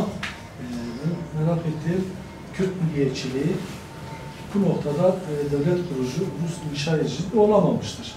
O tam Batı bölgesinde her ne kadar bu ideolojinin temsilcisi olarak hala Kürtlüğü yaşatma konusunda büyük bir başarı elde edilmişse de bir devletleşme olamamıştır. Bu durumda Kürt milliyetçiliğinin revize edilmesi mi gerekiyor, yoksa Kürtlerin yeni bir form bulması mı gerekiyor? Bu birinci sorun. İkinci sorun da bu anlatılanlardan da anlaşıldığı gibi Kürtlerin aslında devletleşememesinin sorunu kendi yapısal problemlerinden kaynaklanıyor. Bizim bildiğimiz genellikle işte emperyalistler, dört parça, işte büyük düşman, bunlar biraz işin sanki hikayesi oluyor. Aslında gerçekten sorun kendi içimizde, yapısal problemlerimizden kaynaklanıyor. Bu anlamda Kürtlerin genelde Osmanlıcı olduğu ve genelde Türkiye'ci olduğu. Şimdiki güncel siyasette de aslında bir tarihsel arka plan çıkıyor.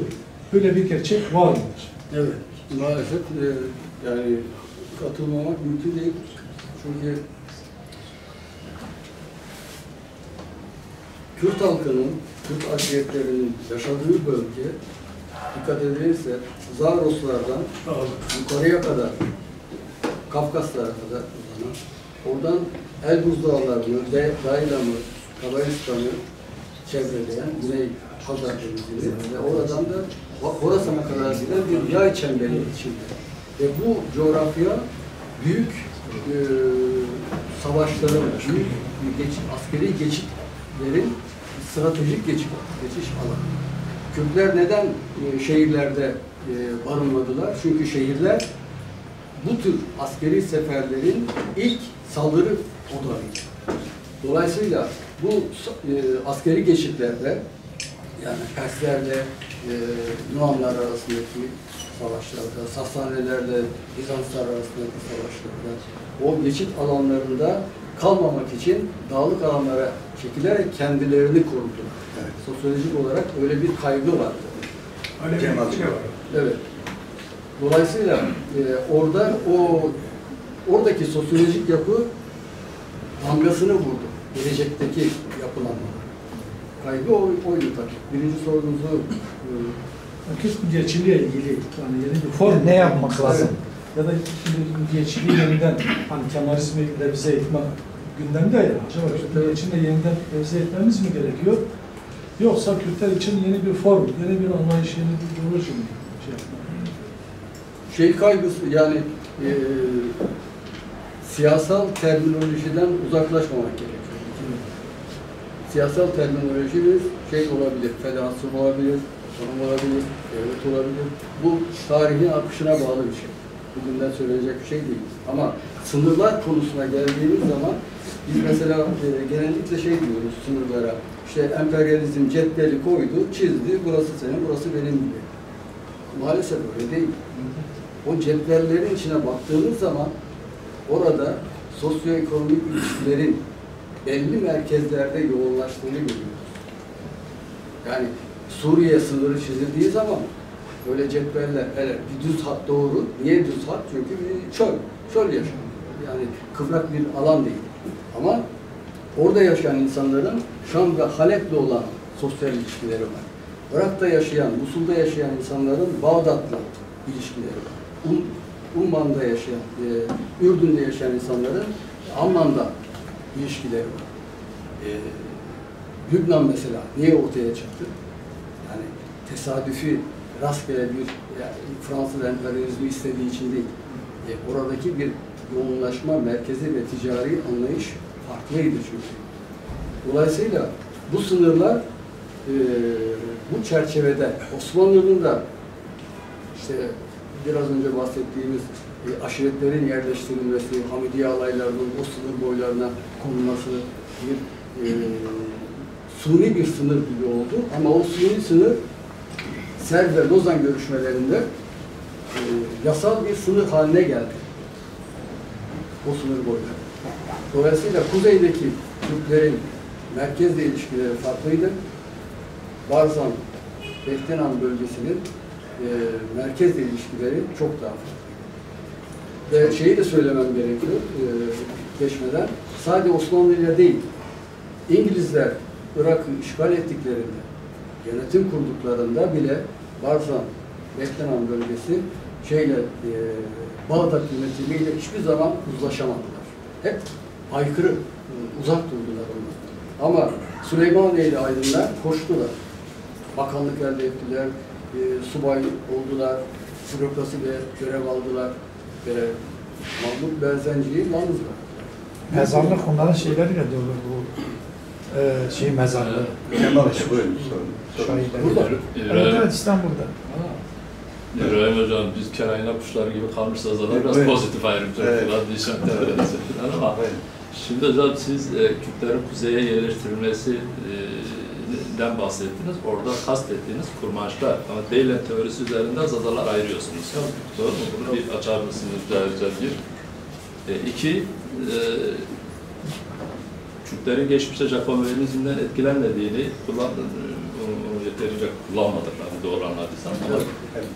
Günümüzde Kürt hareketin aslında bunu lehçelere, dillere, belki de özelde zazalara yönelik etkilendiğini Jacobinizm'de, Kemalizm'de bunu bir şekilde uygulandığını da söylüyorsunuz yanlış. Ne anlamda mesela? Yani bu işte tek dil, ulus dil teorisi üzerinden filan. Evet. Bu ikinci soru. Biraz dedik biz zazalara ayrılacak şey olacak ama bir de tabii Ukrayna, Rusya üzerinden bir güncel yazınız var. Orada da işte aslında dil, lehçe aslında temel çatışmalardan birinin o olduğunu, Slav dillerinin değil mi? Böyle bir çatışmanın da nedenini bu olduğunu söylüyorsunuz. Bunu başımıza gelecek olan şeyleri söylüyoruz. İleride yüzleşebileceğimizi buna yönelik bir tür belki de tabir yerindeyse hazırlık yapmak gerektiğini Çünkü yani şeyi görmemiz gerekiyor. Toplumların evrimleşme süreçlerini takip etmemiz gerekiyor. Uluslaşma sürecinde o evrimleşmenin birini eğer atlarsak ulus zaten ortaya çıkmaz. O evrimleşme sürecinin tamamlanması gerekiyor. Bunlar da bazı ideolojiler de oluyor. Yani Kemalizm niye Jacobinizme sarıldı? Çünkü tam yeriydi. Türkçülük akımı öyle bir yani Balkanlardaki o ulusal isyanların olması Osmanlı'da Türkçülük akımını güçlendirdi, açığa çıkardı. Onlar da Jacobinizme sarıldılar. Jacobinizm İttihat Terakki'yi etkiledi. İttihat Terakki içindeki Kürt aydınlarını etkiledi. Değil mi? Abdullah Cevdet var, İshak Sükuti var, Said Nursi var. Bunlar da bu yapılanmalardan etkilendiler. Dolayısıyla Kürtler içinde Jacobenistler vardı ama Jacobenizm yok. Ama günümüzde bu bir şekilde diğer Çıkarsa- ülkelere göre kullanılıyor dediniz. Artık Jacobenizm bitti. Diyoruz ya, Jacobenizm devlet ulus teorisidir. Eğer biz devlet ulus teorisine hareket edersek çok yanlış sonuç. O zaman Zazalar ezilecektir ona göre. Zaza Ben diye de bir şey onun için olmaz. kelay kapuşları gibi kalmışız. Olmaz, Sıra diye. Tabii. O yüzden devlet ulus tarihte gitti. Ulus devlet değil. Orada politik bir yanılgı yapılıyor şu günlerde. Çok tehlikeli. Devam edebilir miyim? Ha, bitmedi. Tamam. Ha, Yani eğer izin verirseniz bir soru daha bir soru sormak isterim. daha. Yani tabii bir de bu Slav dillerini işte sonra Latince falan vesaire leçelerin zamanla dilleştirmelerini söylüyorsunuz, yazıyorsunuz. Bu konuda Zazalara özellikle diğer leçeleri de söylüyorsunuz ama Zazalara yönelik çok ne diyelim olumlu bir bakış sergilenmediğini tabiri yerindeyse bunu söylüyorsunuz. Yani bu konuda Kürt hareketinin işte dediğim gibi takım etkilerden kaynaklı duruşunu. Oradaki hata siyasal yapıların programlarından kaynaklanıyor ona göre. Çünkü Zazalar ve kurmaçlar diyelim, Kürtler diyelim de kurmaçlar iç içe yaşayan toplumlar bunlar. Beylemle, Tabaristan'la, Med ülkesiyle iç içe yaşayan, Osmanlılar döneminde aynı tarihsel baskılara uğrayan, aynı tarihsel zorlukları yaşayan halklar olarak ayrılmalarının siyasal terminolojik terimle birbirinden bağımsız şeyler yapmalarının bir anlamı yok. O nedenle biz artık devlet ulus değil, ulus devleti temsil eden ülkeleri örnek almak zorundayız. Okey. Buyurun. Peki.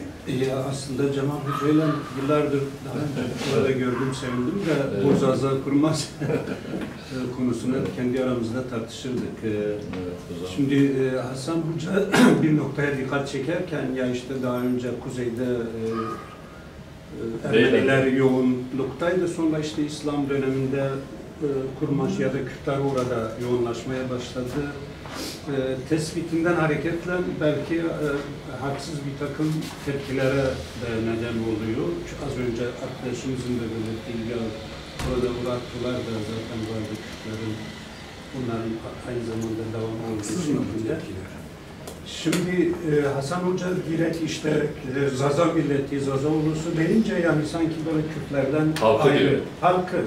Şimdi şöyle bir durum ben gözlemliyorum. Kültürel olarak, mitolojik olarak bu stran olabilir, inandığı değerler olabilir, yaşam formu olabilir. Bütün gelenek göreneklerde bir kurmaç ile bir Zaza'yı birbirinden ayırtmak mümkün değil. Yani inandıkları değerler bakımında, üzerine oturdukları kültürel form bakımında.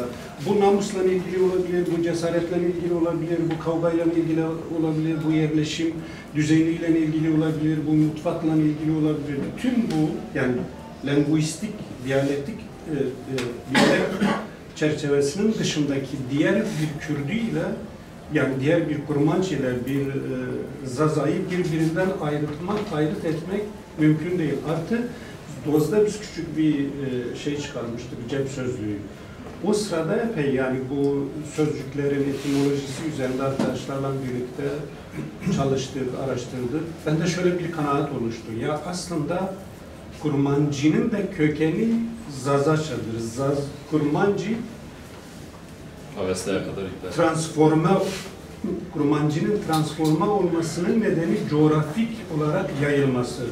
Dinle buluşması, başka kültürlerle buluşması. Fakat Zaza daha çok coğrafik izolasyonla şeyini kurmuş ve Zazaça'nın direkt Sanskritçe ile ilişkisini bağlamak o kadar bana çok şaşırtıcı gelmişti.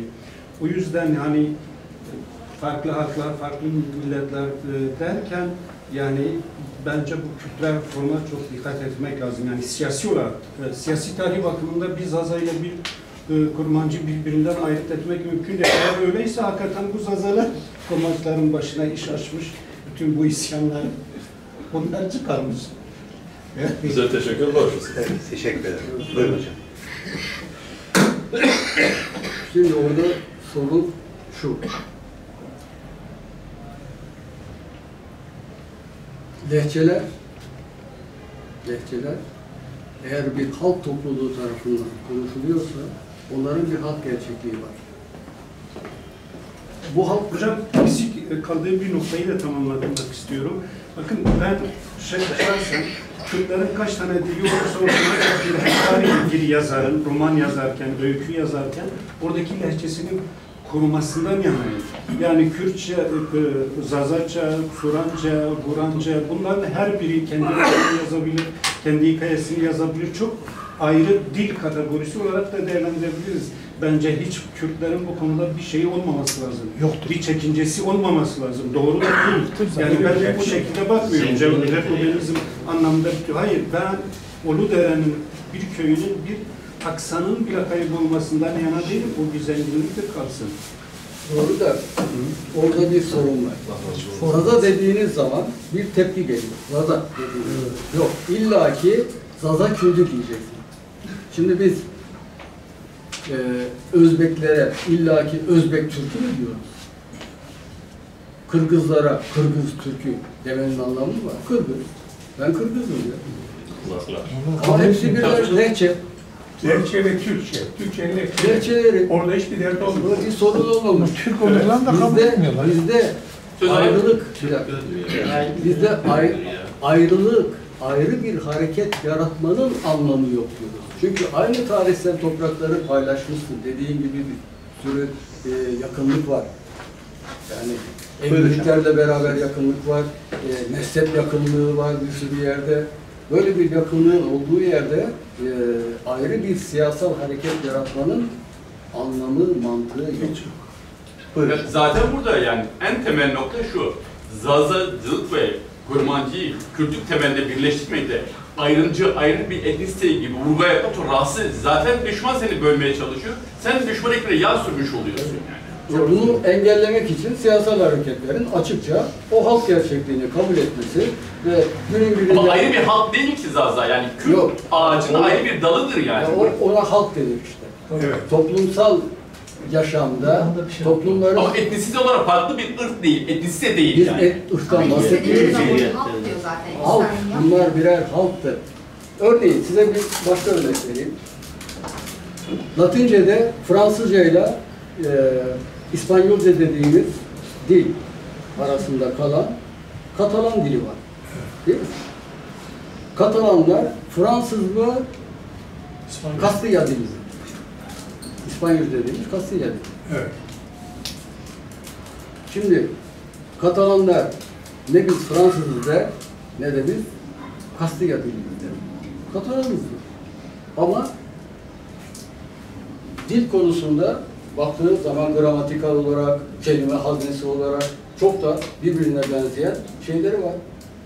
Ama diyor ki ben Katalanım diyor. Bir halk gerçekliği var orada. Ama Latin kökenli. Dolayısıyla yani soruna eğer sizin bakış açınızla yaklaşırsak bir tepki hareketinin doğması çok kaçınılmaz. Evet. Arkadaşlar ben toparlamak istiyorum. Çok kısa bir şey. Sizin de sanıyorum sorularınıza bir cevap olacak bu. Yani mesela Şimdi, şey ilişki sorular. Eğer eksik kalırsa yine de bir soru sorarsanız.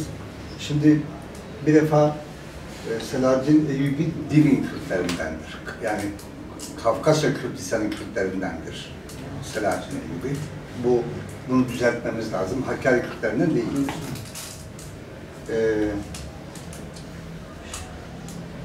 Şimdi 7. yüzyıldan itibaren yukarıya göç oldu deniyor hoca tarafından. Bence burada şu var. Hocayla biz aslında aynı şeyleri düşünüyoruz. Fakat ifade tarzı farklı algılara neden oluyor hocanın anlatımları. Diğer konferansta da bu böyle oldu. Ben öyle en azından algılıyorum. Çünkü Urartular Kürtse eğer ve 9. yüzyılda, 10. yüzyılda, 11. yüzyılda, 12. yüzyılda Gence Devleti, Şeddadi Devleti, Gence Beyliği, Ani Beyliği ve Şeddadi Devleti söz konusu. Ve Kürtler ta çok eski, yani milattan 7. yüzyıldan çok önceleri aslında kuzeyde var. Kafkasya Kürdistan'ında var.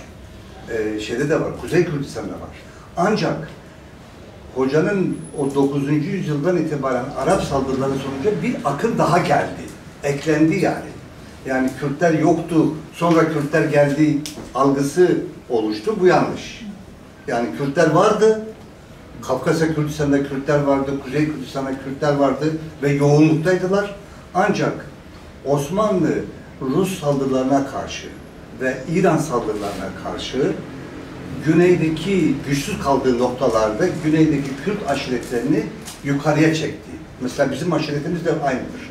Kaskan aşireti, Sirkan, Cemaldini aşireti işte o dönemlerde güneyden hatta Şengal bölgesi ve batı, evet, Biranşehir'den yukarıya doğru göç ettiler ve kuzeye yerleştirildiler. Yani Kürtler eskiden yoktu, sonra Arap akımlarıyla geldiği düşüncesine ben sanıyorum hoca da katılmıyordur. Çünkü milattan önce Urartular var. Artık Urartuların Kürtlerin atası olduğunu Ermeni tarihçileri de kabul ediyor. Bu nedenle Kürtler hep Kuzey Kürdistan'da var, hatta Kafkasya Kürdistan'da da var. Bunu hocanın da sadece ifade ederken konuşmalarında yanılmıyorsam bir algı yanlış anlaşıyoruz. Medler de Kürt, tabii. Evet, şeyi nerede? Yani, Oralı, asıl kaynak buralı. İlişkileri. Medler de Kürt, Urartular da Kürt, Kutiler de Kürt, Kasitler de Kürt, Taniler de Kürt. Bunlar Zagroslardan yavaş yavaş bütün bu Kürdistan coğrafyasına dağılmışlar, süreç içerisinde dağılmışlar. Ve bir de o kavimler buharlaşmadı. Asurlar, Babiller, Sümerler, Akatlar, bunların hiçbiri buharlaşmadı ve bunların hepsi Kürtlerin içerisinde absorbe oldular. Ve Kürt milleti böyle çıktı ortaya. Kürtler böyle ortaya çıktı. Şimdi bu kurmancılar, Zazalar, Soraniler ve Goraniler kavramı bence yani Kürtçedir bunların hepsi. Zazaca da Kürtçedir. Soranice de Kürtçedir. Kurmancı da Kürtçedir. Goranice de Kürtçedir. Yani birilerinin kurmancının ben Kürtçeyim, sen Zazacayım demesi çok yanlış. Bu zaten devlet politikası. Devlet bunu bilinçli bir şekilde yayıyor, bir de Kürtlerin eliyle yaymaya çalışıyor. Yani Kürtleri tekrar içeriden bölmek açısından bunu yapıyor. Bu nedenle kavramları kullanırken hocam çok önemli tespitlerde bulundu. Ulus devletlerin değil, devlet uluslarının dokunduğu çok önemli bir tespit üzerinde tartışılması gereken, düşünülmesi gereken bir kavram. Özellikle merkezi devletlerle ilişkilerinin olmayan Behtinan ve Behtinan ve Barzan bölgesinin çok önemli bir tespit gerçekten. Hiç paşa vermemesi, bürokrat vermemesi nedeniyle orada milli damarın hala canlının sürdüğü tespiti çok önemli. Yalnız işte bu Zazaca lehçeler kendileri özgürce geliştikleri oranda ortak pazar kurulur ve ortak pazar içerisinde ortak dil oluşur. Hocam bence mesela Soranice Kurmancı hocanın handikaplarımız handikaplarımız tespiti de diğer tespitler kadar doğrudur. Onu kabul handikaplarımız dediği. Handikaplarımız aşiretler arasındaki çelişkiler, mezhepler arasındaki çelişkiler, farklı merkezlerle olan ilişki biçimleri. Hocayla farklı düşünmüyoruz. Evet. Bütün bunlar handikaplarımızı da oluşturuyor. Bu handikaplarımızla da cesaretle yüzleşmemiz gerekiyor. Kabul etmemiz gerekiyor. Tabii ki mesela şu bir hocanın eleştirisi bu noktada benim kanımca. Diyor ki siyasal hareketler Zazaca'ya önem vermiyorlar. Evet, yanlıştır. Önem vermeleri lazım ve pozitif ayrımcılık yapmaları lazım. Biz Kürt Enstitüsü'nü kurduğumuzda Cemal diyordu ki Zazaca nerede? Biz de diyorduk ki sen geliştir. Zazalarda da iş yok burada. O zaman yani Zazalar da bu konuda rollerini oynamadılar. O da bir gerçek. Yani şu gerçek bütün lehçelerin diğer egemen lehçe varsa eğer, diğerleri tarafından da desteklenmesi lazım. Mesela biz Güney Kürdistan'a seyahatlerimizde onlara diyoruz ki, neden bu üniversitelerde Zazaca kürsüsü yok? Olmalıdır. Zazaca kürsü olmalıdır orada. Bakın, Selahattin üniversitelerinde öneriyoruz biz bunu. Selahattin Üniversitesi'nde, Doğu Üniversitesi'nde, Amerikan bir sürü üniversiteler var. Buralarda Zazaca kürsüler olmalı. Ortak pazarla oluşur. Ortak dil, bakın. Ortak pazar olmadığı sürece ortak dil oluşması çok zayıftır. Ama burada siyasal aktörlere çok rol düşüyor. Pozitif ayrımcılık yapmaları lazım. Burada eksiklik var. Bunu gidermek İsveç'te var. Kurmanç aydınlarında da bu konuda sıkıntı var ama. Kurmanç aydınlarında da bu konuda bence sıkıntılı bir durum. Onların da öğrenme eleştirilmesi lazım. gibi bir şeyleri yok yani. Başkanım çok ağır. Efendim affedersiniz. Dilin kökenini söylememiz lazım.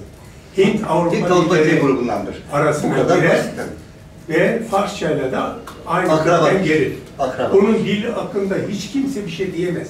Zazaca hepsi bir ağız farkı, dil, lehçe farkı. Aynı ağacın dalları Aynı. böyle, değil mi? Herkes böyle kucaklaması lazım hepsi. Hocam pozitif Buyurun. ayrımcılıktan ben bir şey daha rica edeceğim. Bir şey yok. Aynı. Sana sınırsız konuşmalar. Hocam siz Zazalar arasındaki o mezhep ya da dinsel farklılıklardan dolayı çok radikal bir kopuştan bahsediyorsunuz. Yani 40-50 yıl önce belki öyleydi ama hala da öyle mi düşünüyorsunuz? Bu bir.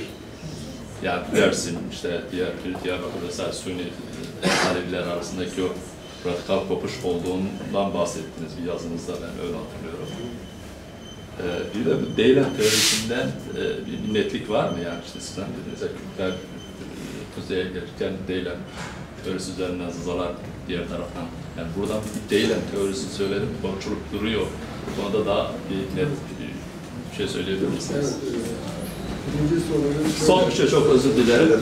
Yani Kürdi diller denilebilir bu arada. Hocam, İbrahim Hocam siz şey yaptınız ama yani lehçeleri, Kürdi diller bu belki bir takım radikallıkları şey yapabilir. Çok doğru. Bunu başka bir konuşmada da ben dile getirmiştim. Zazalar arasındaki o mezhepsel farklılıklar düne göre çok kırılmış durumda. Fakat o kopuş hala devam ediyor. Var. Düne göre daha iyi durumdayız. Düne göre. Ama o tarihsel bilinç kırılma noktası hala zihinlerde yaşıyor. Belki birkaç jenerasyon sonra bunlar da ortadan kalkacak. Çünkü Deylem konusunda. Deylem teorisi, yani deylemden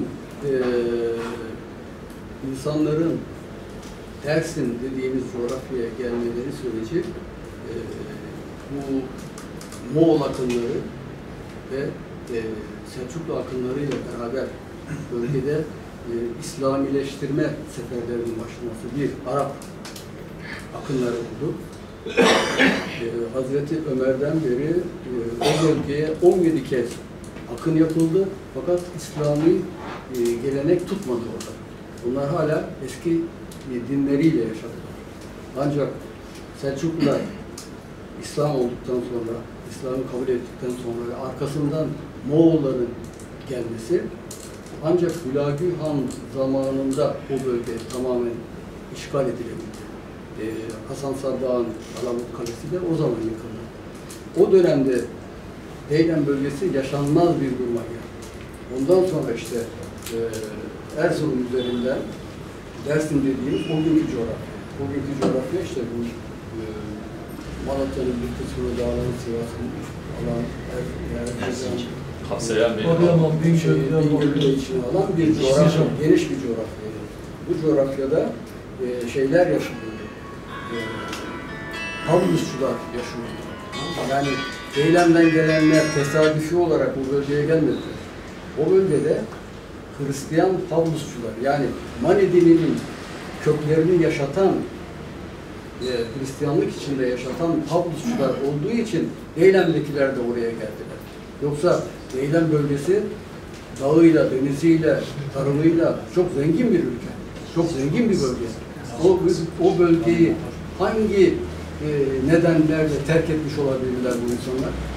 Ama özür dilerim hocam, bu konuda netlik yok. Ben onu anlamaya çalışıyorum. Musul'dan falan gelindiği söyleniyor ama Deylem teorisi, işte Dimililer vesaire oradan geldi. Dolayısıyla Deylem, Hazar çevresi konusunda bir tartışma var. Henüz bir netlik olmadığı yönünde. Tarihçi Amel Gülsün kitabına bakarsak orada Deylem bölgesindeki o Zaza isimlerini görebiliyoruz. Son iki kişiye söz vereceğiz. Genç bir arkadaşımıza olur. Ben senin sorun sorulduğu gibi oldu orada ama tekrar Sordun mu? sorayım dedim. Siz Zaza ilçesinin uluslaşmanın açık olduğunu söylediniz. Yanlış anlamadıysam hocam. Yani ulus için önce bir geçmiş, ortak bir geçmiş, aynı dil ve ortak bir toprak parçasının olması gerektiğini düşünüyorum. Zazaların sadece lehçe farklılığından dolayı ayrı bir ulus yoluna gitmesi zaten resmi ideoloji bakımında Kürtlerin bölünmesinin lehine değil mi? Onların lehine bir sonuç doğurmuyor mu? Ve dünya üzerinde sadece farklı bir lehçe kullanımından dolayı uluslaşan bir başka bir örnek var mı? Yani Zazaların ben farklı bir lehçe kullanıyorum. Ben Zaza'yı Kürtlerin demesinin önünün açılmasına neden olmuyor mu? Hayır, orada şu şeyi ayrımı koymamız gerekiyor.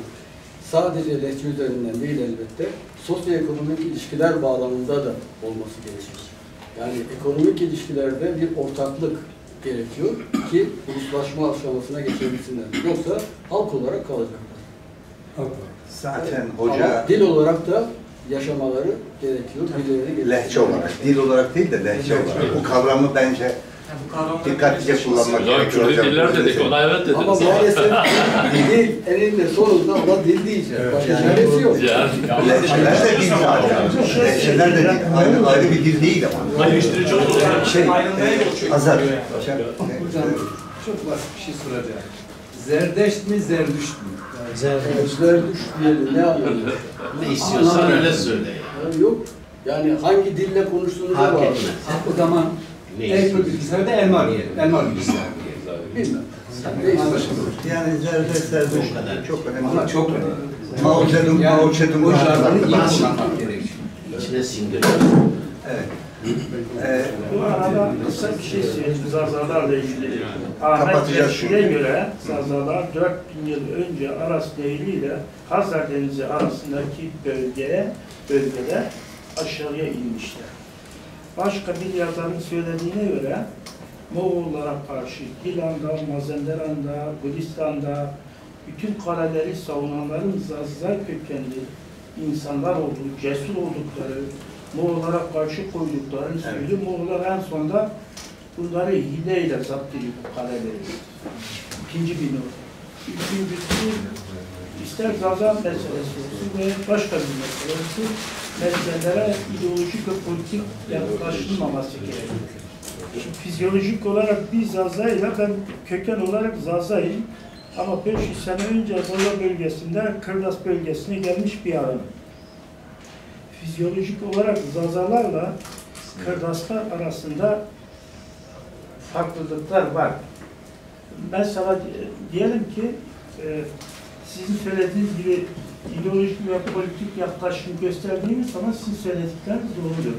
Yani bizim coğrafyamızda olup bitenleri biliyoruz. Bu anlamda ayrımcı düşünmek yanlıştır. Şimdi diyelim Kuzey Kürdistan'da Türk devleti de diyor bu emperyalizmin oyunudur. Biz beraberiz, kardeşiz. Şimdi koca bir yalan ya. Şimdi aynı şeyi biz Zazalara, yani Zaza ayrılsın, gitsin anlamında söylemiyorum. Doğrudur, lehçe farklılıkları var. Hatta bazılarına göre biz Azeri coğrafyasında yaşıyoruz. Zazalar, Kırdaslar, Goranlar, Persler, Afganlar, bunlar bir bütün bir ailenin çocuklarıdır.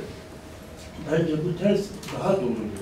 Ama ayrımcı temelde yaklaşmak tabii ki sizin söylediğiniz riskler ortaya çıkar.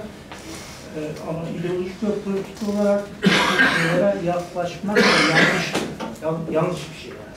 Biliyor musun? Bu tarzda hiç soru yok mu? Yeter, millet yoruldu. Buyurun hocam.